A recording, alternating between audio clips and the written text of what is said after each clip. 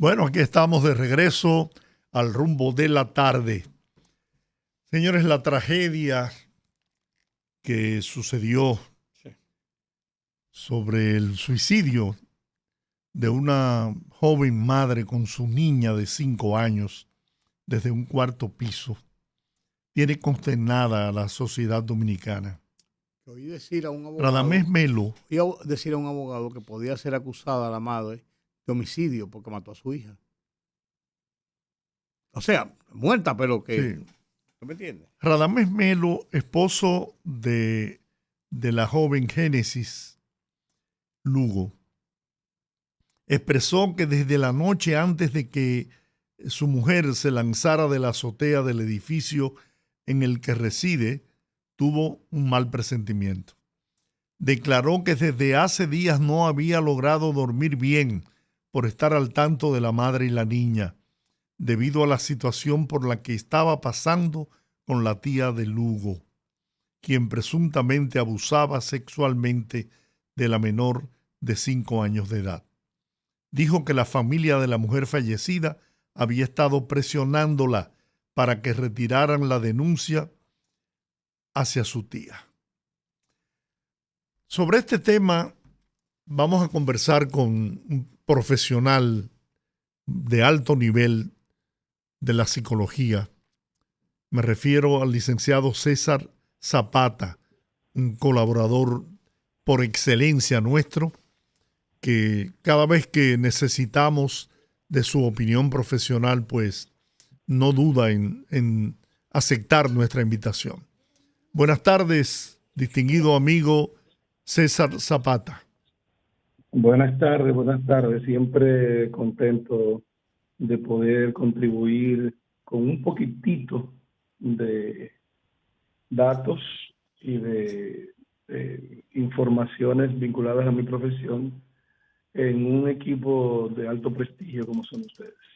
Bueno, nos gustaría, licenciado, escuchar su análisis sobre esta tragedia, ¿no? Que nos saca a uno del asombro, se lo confieso. Bueno, como ya he dicho en otras ocasiones, aquí mismo, en este mismo programa, esto, los diagnósticos en psicología y en psiquiatría deben ser siempre estrategias para intervenir y mejorar la calidad de vida de un paciente. Por lo que cuando es en condiciones como esta de tragedia, donde ya no es posible aplicar ningún tipo de recurso preventivo para apoyar a una persona que sufre, pues en realidad se vuelve inútil el tema del diagnóstico. Pero es aprovechable para señalar algunas cosas. Cuando yo regresé de mi doctorado, de mi internado en psicología clínica en Bellevue Hospital, vine con mucho entusiasmo donde un amigo, que puedo decir el nombre porque no tiene nada de malo lo que voy a contar, para mí Claro. uno de los mejores ginecólogos de este país, el doctor Manelí Salazar. Y le digo que estoy recién llegado de Bellevue Hospital y que quisiera pues su orientación para ver cómo podríamos hacer terapia de grupo para depresión postparto. Maneli, que siempre tiene salidas muy graciosas, me dice, mira, las mujeres en Dominicana resuelven en la depresión postparto con un buen caldo de gallina, envolverse la cabeza y durar 40 días con medias, etcétera. Sin embargo, hay un elemento de lo que él decía, que tiene que ver con el folclore dominicano, que sí es importante en la depresión postparto, que es el acompañamiento. Por suerte, los dominicanos tenemos esa ventaja de que las mujeres al parir tienen, se muda su mamá, su hermana, recibe apoyo de amigas, etcétera. Se tiene un círculo de apoyo o soporte afectivo, que probablemente falló aquí en este caso porque hay una familia disfuncional. Esto, obviamente hay una serie de problemas que tienen que ver con problemas forenses y de investigación que yo no voy a tocar. Ojalá que hubiera un psicólogo forense que pudiera participar de las investigaciones en este caso, que tiene que ver con la acusación de abuso, la supuesta acusación. Y como no hay datos de esto, ni tampoco es ético discutir eso por la radio, lo que sí queremos señalar, llamar la atención de que aún con el caldo de gallina y aún con el apoyo de la madre, hay una serie de elementos que hay que tomar en cuenta después que una mujer ha dado a luz. Al parir hay una serie de cambios orgánicos, biológicos, y hay cambios psicológicos, y hay falsas ideas de que su apariencia va a ser menos atractiva, por ejemplo, que se vinculan a una posible historia de trastorno depresivo y que no se puede soslayar, no se puede soslayar. Además, hay otro factor. Las personas creen que el depresivo es un sujeto que corre riesgo de suicidio, evidentemente, pero que podría en solitario, con una caída del ánimo, tristeza, etcétera, atentar contra su vida, tener ideación suicida, intento de suicidio y consumación del acto suicida.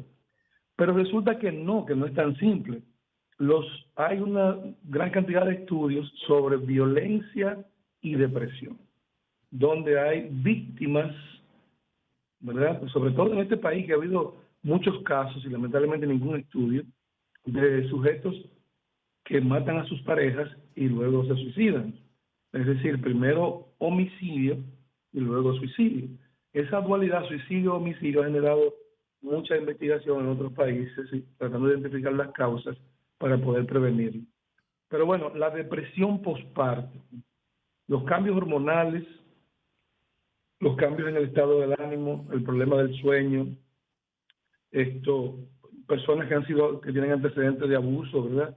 Que ya tienen ahí un posible trastorno límite de la personalidad. Personas que tienen un historial de consumo de sustancias, personas que tienen un historial de familia disfuncional, pues evidentemente esto tiene riesgo de depresión postparto. Los cambios en la imagen, como ya dije, en el cuerpo, los cambios en la ideación, donde el sujeto piensa que ahora es menos útil, menos habilidades, menos bella, etcétera. Los problemas con el sueño, que probablemente tienen que ver también con los cambios hormonales, ahí sería importante la participación de un médico, de un endocrinólogo. La relación con la pareja, la relación con el niño, etcétera. Pero en este caso, que la niña ya tenía una edad, no era recién nacida, hay que aclarar que ese trastorno depresivo, al no ser tratado, ni siquiera identificado por el propio sufriente del trastorno, tiende a la posibilidad de prolongarse en el tiempo. De hecho, los trastornos depresivos tienen como característica justamente la permanencia en el tiempo, su prolongación en el tiempo. No se trata de que un día cualquiera yo me sentí triste o un día cualquiera no pude dormir adecuadamente. No se trata de eso, se trata de una serie de síntomas que permanecen durante un tiempo para llamar la atención al psicólogo o al psiquiatra en este tipo de diagnóstico. Aunque no hay una causa específica de la depresión postparto, pues se conjugan todos estos factores que lamentablemente pueden terminar con un suicidio y o homicidio. De hecho, hace ya una veintena de años, en el sector de Cristo Rey, ocurrió un evento muy parecido, donde una madre, sin causa aparente, decidió precipitarse al vacío con la criatura. Y en Estados Unidos hubo una película de terror, estamos hablando de 10 años atrás, donde la madre no solamente agredió y mató a uno de sus hijos, sino a 3.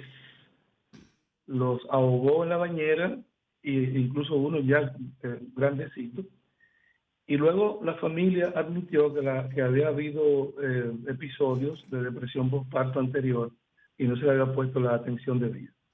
Así que en ese caso hubo una tragedia de 4 seres humanos. A mí lo que me preocupa en este caso, o me preocupa no, pero le abre a uno muchas incógnitas, es el hecho de que en este caso no es solamente que la madre pudiera tener un estado depresivo, tuviera una situación, sino que está involucrado un proceso de un tema de familia, de un tema relacionado con una hermana.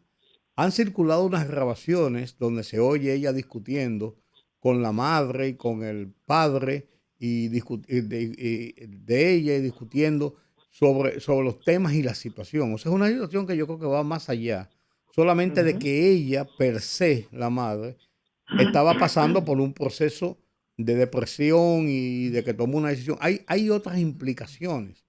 Sí, Entonces, ¿cómo manejar este tipo de situaciones dentro de sí. un hogar cuando hay un involucramiento tan cercano y además tan serio de esta naturaleza? Bueno, como dije al principio, cuando hay una persona fallecida, el manejo del diagnóstico es complicado, Sí, primero porque usted no está trabajando con el paciente, así que todo lo que diga puede ser especulación. Sí. claro.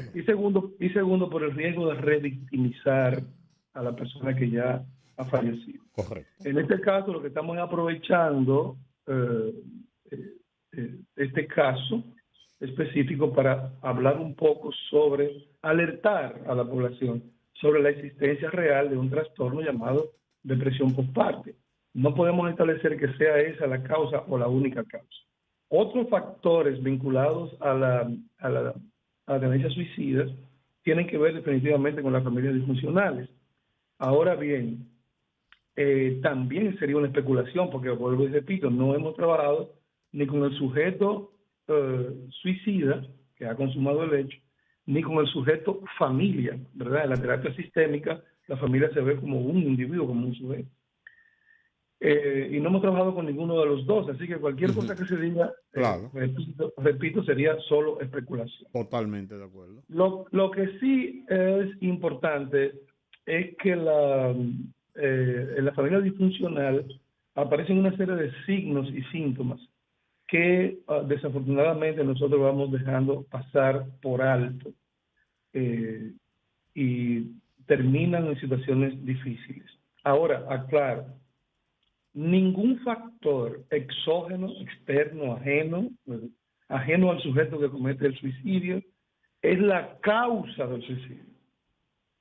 Es decir, Ajá. nosotros decimos, por ejemplo, en la Universidad Autónoma de Santo Domingo falleció un joven profesional exitosísimo, el más joven de la Facultad de Ciencias, se suicida. Deja una carta insulsa donde trata de explicar sus posibles causas, pero él era absolutamente exitoso. Lo que quiero decir es que si alguien tiene una gran deuda y dice que se suicida por la deuda, todos los demás que tuviesen una deuda mayor que esa o igual cometerán suicidio, si esa fuera una causa. Lo que hay son factores detonantes, no causales. Siempre hay que pensar que el suicida tiene alguna condición. Entre esas condiciones está la depresión y en el caso de la que nos atañe, pensamos en depresión postparto por el hecho de que había una criatura bien pequeña envuelta. Claro. Pero también puede haber estrés postraumático, que probablemente también la víctima fue abusada, quién sabe, o sea, hay una serie de factores Sí. que ya tendría que ver con un trabajo de psicología forense, todo un peritaje más a fondo en el caso, si es que esto todavía va a continuar a los tribunales. Pero así de repente no se podría especular las posibles causas. Nunca, y esto es importante para los oyentes, nunca hay una causa para el suicidio, lo que hay es un factor detonante. Hay una condición propia del sujeto que puede desencadenar el suicidio. En la depresión hay dos condiciones, una endógena, que tiene que ver con todos los factores biológicos, en este caso neurobiológicos, y otra exógena, que son los factores del ambiente, del entorno. Estar expuesto a factores estresores permanentemente durante mucho tiempo, haber tenido una familia disfuncional, quizá histórica también, donde probablemente en el desarrollo de la adolescencia, que es la etapa donde yo busco con quién identificarme, no he tenido un modelo adecuado de identificación, he tenido una familia también rota, eh, pues también eso puede determinar un deterioro en la familia futura que yo voy a formar. Ujú. Es decir, los modelos de apego, que una vez lo mencionamos aquí en este programa, los modelos de apego que son muy importantes de identificación, de pertenencia a la familia, cuando son patológicos, pues se repiten en la historia del sujeto que ha vivido en una familia disfuncional. Si hay abuso, generalmente esos abusos tienen una historia de abusos. Es decir, para salirnos del caso, porque vuelvo a decir, no quiero entorpecer la investigación, suponiendo que fuera un hombre, que hay muchos casos aquí de familias, bueno, en el sur hay una zona donde hay una gran cantidad de personas con el apellido repetido, y eso es una lucecita de alerta de relaciones entre familias, ¿verdad? Y dentro de esas relaciones entre familias, relaciones de abuso a menores, ¿verdad? Entonces, generalmente el sujeto abusador tiende a repetir. Caso específico, paciente H, sin mencionar mi nombre, dice ser abusada por el padre, es menor, se lo informa al psicólogo, el psicólogo hace cambio de terapia individual a terapia de familia para decirle a la familia lo que está ocurriendo. La familia niega que un hombre tan honesto y tan serio y tan abnegado a sus hijas haga eso. Pasa un tiempo y la mayor sale embarazada del padre. Es decir, del mismo que estaba abusando con la menor, la mayor sale embarazada. Lo que quiere decir que ese padre tenía una historia de abuso, incluso, y que me perdonan las feministas, en muchos casos, con una aceptación enfermiza de la madre. Por tanto, se genera toda esa atmósfera disfuncional. Habría que investigar toda la historia de este triste evento, toda la historia que hay detrás, toda la formación de esta joven, que era una mujer relativamente joven, cuáles vínculos había constituido, si había vínculos patológicos, si ella misma había sido expuesta a algún tipo de abuso físico o sexual, y cómo dentro de esa experiencia de estrés postraumático termina con desencadenando una tragedia como la que ocurrió. Oye, es complicado. Sí. Muy Pero complicado. lo más complicado, don George, Sí. perdón, iba a decirle yo. No te apures. Yo lo menciono a usted en uno de mis artículos porque usted siempre muy pertinentemente pregunta qué hacer, qué hacer. Sí. Y eso es fundamental, qué hacer. Sí. Los factores preventivos, el problema de los factores preventivos. Entonces, uno repite y repite tantas veces el problema social, el impacto incluso económico, aunque suene, digamos, un poco duro hablar de economía, pero esto afecta. Pero es un componente importante. Afecta el PIB porque hay una mano de obra activa muerta, hay orfandades, hay ruptura de familia, hay hospitalización, hay una serie de variables que impactan. Entonces, el Estado permanece como olvidado de esto. Yo me pregunto, ¿cuál es la línea de auxilio para personas con ideación suicida en República Dominicana? Quizás la haya, pero no tiene la suficiente divulgación. No. Yo me pregunto, ¿dónde están los equipos de trabajadores sociales que van a los barrios a identificar personas que tienen la habilidad, que tienen predisposición a determinadas patologías? Yo me pregunto, ¿dónde están los equipos de psicólogos que trabajan para prevenir problemas, sobre todo en el caso de la disfunción familiar?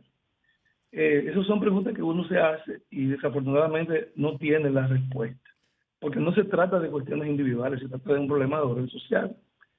Entonces, impactar realmente estos elementos. Por ejemplo, ¿quién discute el tema de que en el suicidio la mayoría son varones? ¿Por qué los hombres se suicidan más?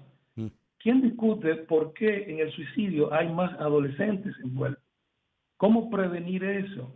¿Cuál es el apoyo que tiene un muchacho cuando está formando su personalidad entre la pubertad y la adolescencia? ¿Cuál es el modelo que va a asumir?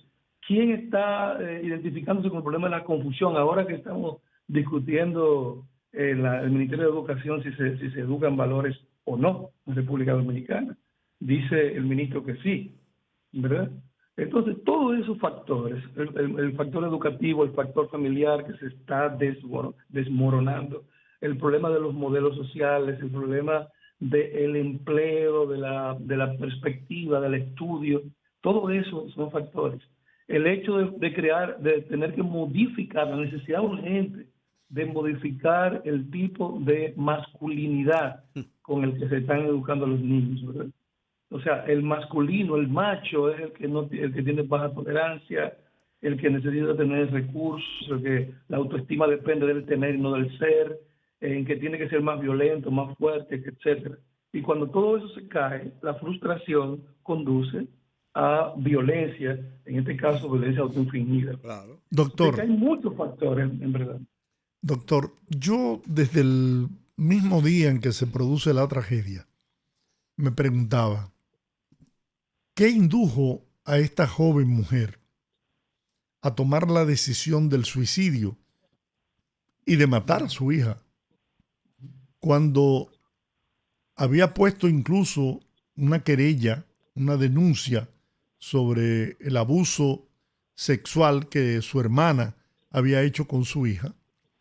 Y el sentimiento que eso, para mí, yo no soy profesional ni estudioso de la conducta, pero eso daba luz de que había una actitud de hacer imponer sanciones, de que se le aplicaran sanciones por ese abuso cometido. Sin embargo, de repente, en lugar de esa actitud de llevar y de que se investigara y de que se sancionara a su hermana, esto se convierte en un suicidio, en quitarse ella la vida.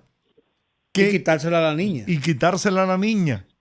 O sea, no entiendo esa doble posición de esa joven. Lo primero que involucrar a la niña implica, por supuesto, dentro de una fantasía en clave patológica. Sí. No es un razonamiento racional. Aaron Beck, porque aquí hay que citar a los autores, porque también hay una especie de Babel psicológica en República Dominicana, donde un grupo de gente opina, pero no dice de dónde se saca la información. Aaron Beck, de sus 100 años, dedicó más de 50 al estudio del suicidio. Y uno de los elementos es que el suicidio no es un evento aislado. El suicida no es verdad que lo hace de manera espontánea, como algunas personas creen, que de repente tiene un ataque de ira y se suicida. No. El suicida generalmente habla sobre el suicidio. Seguro que en este caso va a aflorar en algún momento alguna información de la pareja o de alguna familiar de que ella en algún momento habló sobre el tema. El suicida piensa. Ahora, ¿cuál es el pensamiento? El pensamiento es irracional. El pensamiento es suponer que terminando la vida va a poner fin a una situación que generalmente, pues, con la tragedia lo que hace es ponerse en evidencia, no resolverse. Entonces, suponiendo, repito, no quiero afirmar porque no quiero... No, en absoluto.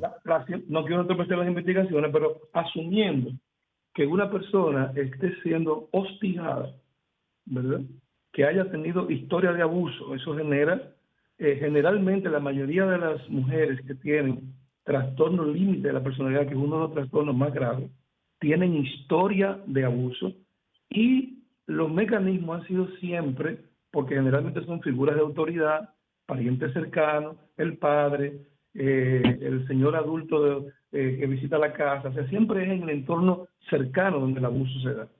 Y por tanto, con figuras de autoridad y de poder, el individuo piensa que el que tiene la culpa, es decir, se revictimiza.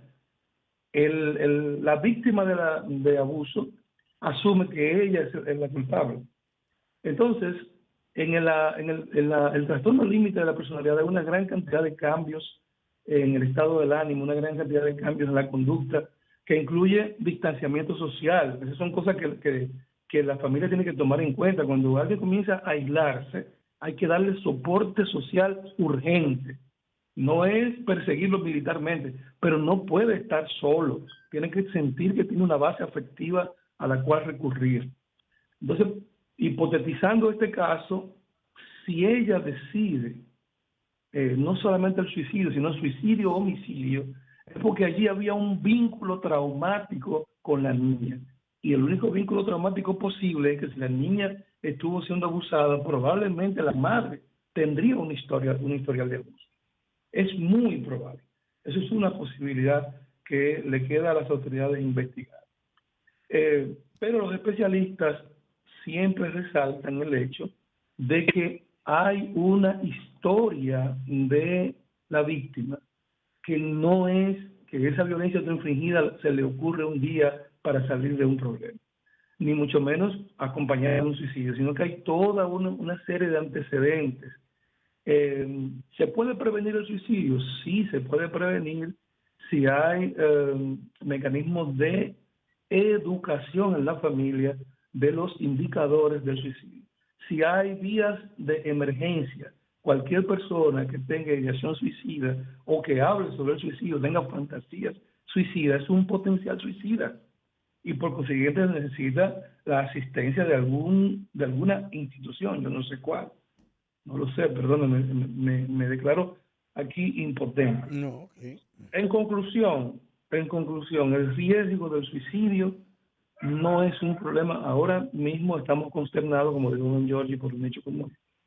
Pero el problema del suicidio, sus riesgos y sus consecuencias, no es un problema de una familia ni de un sujeto, es un problema social. Sí. Y la cantidad, ahí tenemos a la Oficina Nacional de Estadística, que tiene la cantidad de suicidios diarios en este país, que es escandalosa. Es un número, una cifra escandalosa. Y más escandalosa porque vincula a jóvenes por debajo de 30 años. Sí. Entonces, la familia, o sea, no solamente la víctima, sino que hay todo un conjunto de víctimas. Si tiene hijos, la orfandad, si tiene padres, si tiene hermanos, si tiene un esposo o una esposa, toda esa gente queda afectada por un drama como este y por consiguiente la sociedad misma también está afectada. Bueno, doctor. Yo oí un audio que circuló en los medios donde era una discusión entre la joven suicida y su padre y su madre, o sea, una discusión de familia, y estaba el esposo también, y parece, por lo que decía el audio, que quien había puesto la querella había sido el padre de la joven suicida. Uh-huh. No ella directamente, y ella le decía, ¿por qué tuvieron que poner una querella? Y yo estuve hasta preso y todo esto. Y bueno, ya está hecho. Como que era posterior a la puesta de la querella y entonces una discusión sobre lo que había pasado. Y por eso yo le decía ahorita Zapata, que el tema es un drama familiar lo que hay ahí, involucrado incluso más allá del hecho pura y simplemente. Hay una situación que eso va a afectar el conjunto de esa familia, padre, madre, que son los abuelos de la niña, el esposo también, o sea, la hermana, o sea, eso es un drama realmente. Claro. En una familia disfuncional implica un deterioro de todos los miembros de ese grupo disfuncional, de todos. Y ahora agréguele la experiencia postraumática, todo el factor postraumático, pero yo insisto, no nos da la respuesta asistencial de alguna institución. Correcto. ¿Dónde está? O sea, Correcto. ¿a dónde recurrir? Esa gente está bajo tratamiento, esas personas ya están siendo observadas, esas personas ya están siendo trabajadas. Ese es el problema. O sea, no se trata, aquí lo único que ha avanzado, no sé, porque no soy abogado, es el factor punitivo. Sí, pero el episodio ya pasó, entonces hay que salvar lo que queda, diría yo, que eso es lo que tú planteas. Claro. Pero ahí es que está el detalle. O sea, el factor punitivo ahora podría... Caramba. Bueno, perdimos el contacto como siempre, ¿no? Con el doctor Tenemos Zapata. que acostumbrarnos a esto. Sí. Vamos a hacer el contacto ya para terminar. terminar, sí. Por favor, Sandy. Ya Sandy está en eso. Sí, señor. Pero ese es un drama, Giorgi, cuando uno lo ve en el contexto, porque, como le decía, ya el hecho pasó. No pudimos evitarlo. Pero, ¿y ahora esa familia? Esa familia puede seguir sufriendo. esa crisis con esos grados de responsabilidad, de culpabilidad que se atribuyen o que le atribuyen los otros miembros de la familia, del suceso ocurrido y de la situación, si eso, ya el hecho del suicidio puede resolver el problema que se dice lo originó. Digo, ¿tú me entiendes? Es complicado eso. Y eso arrastra. Ya lo tenemos ahí. Que cuelgue la llamada ahí. Ah, Y entonces es una situación compleja, sumamente compleja realmente. Qué pena uno tener que ahondar en situaciones esto que afectan a la familia. Sin embargo, estas experiencias muchas veces cuando no es vista simplemente para buscar, y yo insisto en la palabra, el morbo, sino para ver experiencias y ganar experiencias y evitar repeticiones de situaciones como esta dentro del marco de lo posible. Eso es lo que uno trata de buscar. ¿Ahora qué? ¿Qué hacer? Las autoridades que tuvieron en el momento, tenemos a Zapata nueva vez, excúsanos que se nos cayó la Sí, comunicación, pero aquí estamos de nuevo. En lo que hablábamos, yo sí. recreaba esa parte de que ahora el drama que queda en esa familia, porque el episodio pasó y uno se pregunta, el padre, la madre, el esposo, la hermana, el contexto familiar, los no, niveles y de, las huellas que esto deja. ¿Cómo, Ujú. cómo sanar esas heridas que quedan? claro, ese sentido de culpabilidad, de responsabilidad, que ellos propios pueden tener cada uno y que les endilgan los que están en su entorno. O sea, es una situación compleja. Sí, sí, sin duda, muy, muy preocupante. Cualquier profesional de la salud mental que tenga que trabajar con eso tiene que ver múltiples factores. Ujú, Primero, el estrés postraumático, la experiencia aterradora, la pérdida, el duelo. De hecho, aquí hay una profesional experta en duelo, pero es una profesional solamente. Eh, entonces, haber presenciado, no sé si estuvieron presentes en el momento o haber encontrado a un familiar cercano que se ha quitado la vida, todas esas variables hacen que la familia se ve envuelta en un trastorno múltiple. ujú. No se trata solamente de alguien que tuvo un estrés postraumático porque le arrancaron una cartera en un atraco en la calle, o no se trata de alguien que le informaron que un pariente murió, las famosas 4 fases del duelo. Sí. Se trata de todo mezclado. Y el factor más importante que usted señaló, que hay que trabajar allí, es el tema de la culpa. Ujú.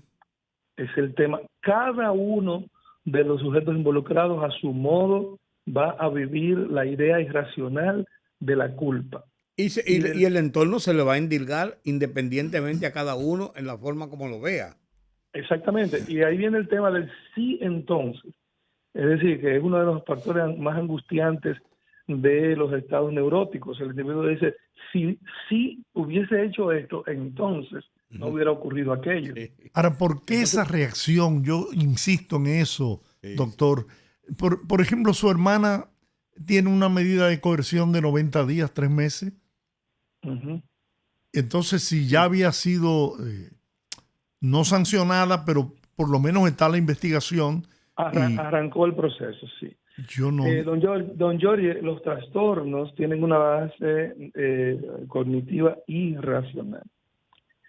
Uno se preguntaría, por ejemplo, yo tenía una paciente que tenía problemas de insomnio. Según ella va a consulta por un problema de insomnio, pero luego durante el proceso de terapia, ella necesitaba ir a la puerta a verificar que la puerta estaba cerrada. Pero para agregarle todavía más irracionalidad, ella decía, yo sé que está cerrada, pero inevitablemente tengo que ir a verla. ¿Por qué? ¿Cómo explicar eso? Hay que ir a la raíz del mal. Hay varios modelos de terapia. Algunos se quedan solamente en el intento de modificar el pensamiento irracional, pero hay que ir a la raíz del mal y buscar toda una experiencia de traumas, desde la infancia, que van modelando ladrillo a ladrillo una forma de ver el mundo absolutamente irracional, irreal. El suicida, no hay modo de que bueno, hay un montón de libros tratando de explicar el suicidio, pero nunca tenemos una causa única. Lo que sí se sabe es que está muy vinculado a patologías como estrés postraumático, depresión y trastorno límite de la personalidad. Pero no hay una manera de explicar por qué la persona toma esa decisión tan drástica de quitarse la vida. En este escenario específico, es posible arriesgar la hipótesis de que al involucrar a la niña, suicidio, homicidio, hay allí un vínculo en clave patológica entre las dos. Y si hay una tercera persona que se acusa de abuso, pues probablemente ambas víctimas eran abusadas. Pero Y ahí estaría la clave del problema, del intento irracional y lógico de resolver el problema, que fue el acto suicidio. yo me hago una reflexión propia. No pretendo ser psicólogo, me excusan. No pretendo ser psiquiatra, no pretendo ser una persona. Bueno, pero yo estoy pretendiendo ser comunicador. Así No, no hay problema. ok. No, lo que quiero decir, porque lo que voy a decir es una reflexión personal del resultado de esta conversación. Tú mencionabas una palabra que se me quedó dando vuelta.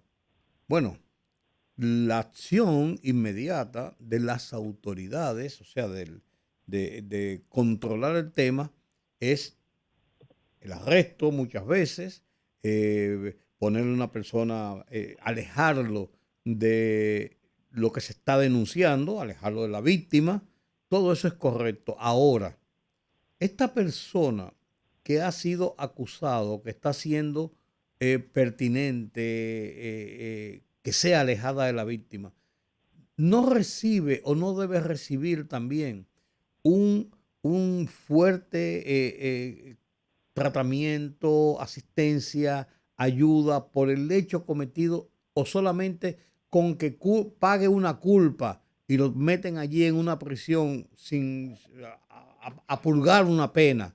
¿Eso es suficiente? Absolutamente no. Mire, usted ha tocado un tema que merece otro programa. Una pregunta que parecería al margen de esto, pero que está vinculada. Una persona que va a buscar una licencia de conducir no necesita una mirada, una evaluación de un psicólogo. Debería. Sí, pero no hay un psicólogo en ese lugar. Una persona que ha tenido la experiencia traumática de una operación mayor no debería tener una asistencia psicológica, un programa que ese psicólogo le aplique para sobrellevar la nueva experiencia que fue pasar por un trauma operatorio, lo que se llama la experiencia postoperatoria. Postoperatoria, Debería. debería. Sí, pero no lo hay. No debería haber en el Instituto de la Diabetes una batería de psicólogos especialistas en los cambios que el sistema hormonal genera en la conducta humana. Sí, pero no lo hay. No debería haber en el Instituto del Cáncer especialistas en lo que se llama psicología oncológica. Sí, pero no lo hay. Entonces, lo que pasa es que hemos pasado ya 30, 40 años en una actitud de desdén a lo que es la práctica psicológica. El doctor Guerrero Heredia una vez dijo, y tuvo la razón, que a veces es necesario salir del país para uno darse cuenta de los alcances de la psicología. Entonces, tenemos una serie de factores allí. Claro que una persona que haya cometido un hecho como ese, aún cuando al evaluarse no pueda evadir responsabilidad por un diagnóstico psicológico, Sí, eso es aún otra cosa, así claro. debería ser sometido a psicoterapia, porque incluso lo que el encarcelamiento implica es la reformación del internado, ¿verdad? Esa es la idea de la justicia. Entonces, ¿cómo va a reformar por sí solo? Ya todos sabemos que las cárceles aquí son escuelas de la delincuencia, porque no hay ningún programa de rehabilitación. hacia nadie. No lo va a haber para esta señora si es condenada, ni lo ha habido para nadie. Yo le voy a dar este dato, primicia para el programa. Y voy a correr un poquito de un albur con esto. Aquí, en los sujetos que van a recibir terapia por violencia de género, como se llama, violencia familiar, se toma con unas pinzas, el diagnosticarlo con algún trastorno grave de personalidad, creyendo erróneamente que eso atenúa la pena. Eso no atenúa la pena. Eso es lo que implicaría sería un diagnóstico correcto, implica una estrategia de intervención correcta. Un diagnóstico adecuado implica una evaluación bien hecha, un diagnóstico bien hecho y un modelo terapéutico bien aplicado. Sin embargo, aquí se cree erróneamente, no voy a mencionar nombres, que alguien ha implementado, pero se cree que cuando un sujeto está siendo, vamos a ponerlo entre comillas, rehabilitado en el centro para... Oh, Bueno. se nos cayó de nuevo. Bueno. Qué pena. Mira, pero yo voy a hacer una reflexión final para irnos a la pausa porque ya se nos fue el tiempo. Qué pena agradecer al doctor César Zapata.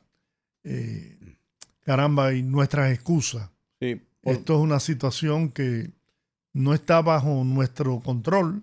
Asunto técnico. Asuntos técnicos que no han podido resolver en la emisora.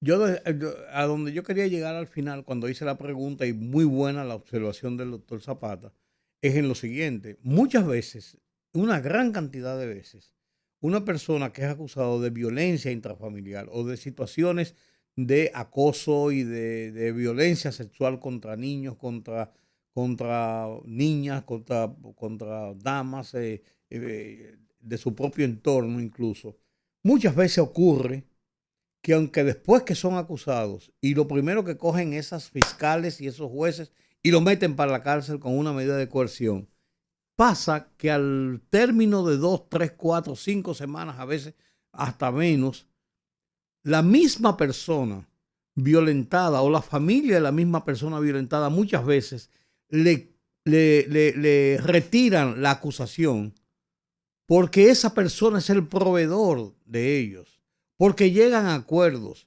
Entonces esa persona sale y si no, esa persona no ha sido regenerada, no ha sido ayudada psicológicamente, esa persona sale, además del trauma o de la situación que lo llevó a cometer el hecho, con una situación de violencia y hasta de venganza, diría yo, contra las personas que lo metieron en la cárcel. Mira, tengo vía el celular mío, ¿no? Sí. Al doctor César Zapata con nuestras excusas reiteradas y despedirnos del doctor, ¿no? Claro. Y de su gran aporte en el día de hoy al programa. Adelante, doctor. Tener escenarios como los de ustedes, porque pienso que una función ética del psicólogo es orientar, no solamente cuando ocurren estas cosas, sino en los procesos previos a una desgracia, que es lo más importante, la prevención. Y ojalá que los organismos del Estado pues terminen de entender el rol fundamental que a nivel social jugamos los psicólogos. Gracias. Así que gracias a ustedes y siempre a la orden. Bien, muchas gracias. Una autoridad en la materia, el doctor César Zapata. Vamos a la pausa, regresamos en breve. En breve.